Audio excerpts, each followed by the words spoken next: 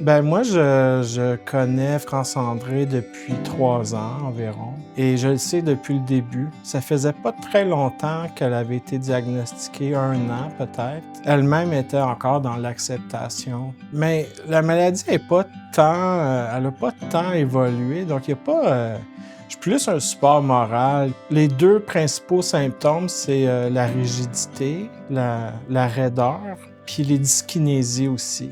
Les dyskinésies, en fait, c'est un effet secondaire du médicament. C'est quand tu as trop de dopamine, tu te mets à faire des mouvements involontaires. On en rit, tu sais. Je disais l'autre jour, quand tu as le Parkinson, faut pas trop s'attacher à la vaisselle parce que ça revole. Oui, il y a une lenteur dans ses mouvements, fait que couper une tomate, tu sais, ça peut, elle peut avoir certaines fois de la misère à écrire. C'est une maladie qui est tout le temps là.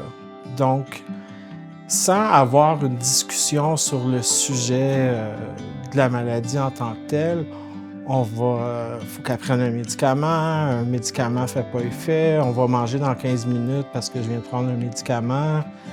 Oups, excuse-moi, tu sais, des choses comme ça. Fait que c'est toute la journée qu'on en parle. Je le sens, je le vois dans sa façon de bouger, qu'elle a des raideurs, tu sais.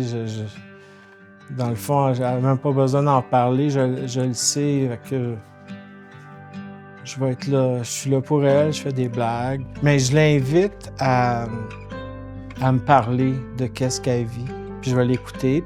Ça donne envie de vivre l'instant présent, puis de pas attendre pour faire nos choses, puis réaliser nos rêves. Donc, c'est ça que ça fait aussi, le Parkinson. Ça donne une urgence de vivre. On a beaucoup de fun ensemble. Le fun, c'est la clé dans notre relation. On sort beaucoup, on va au théâtre, on va au cinéma, on va au concert, voir des musées. Mais on fait beaucoup de choses, on en profite. Puis ça me tente pas de me laisser submerger par les symptômes de Parkinson, puis d'avoir peur dans l'avenir. Puis même des fois, j'ai peur de l'avenir, mais en ce moment, là, aujourd'hui, ça se passe bien. Juste dans mon travail, c'est un moment de répit. J'ai pas besoin de m'éloigner d'elle pour une semaine ou 2. Le fait que je sois dans mon atelier le matin puis l'après-midi, c'est suffisant. Je vais penser à elle pendant que je travaille, mais je ne penserai pas au Parkinson. Je vais penser à sa bienveillance puis sa gentillesse. Moi, je l'aime profondément.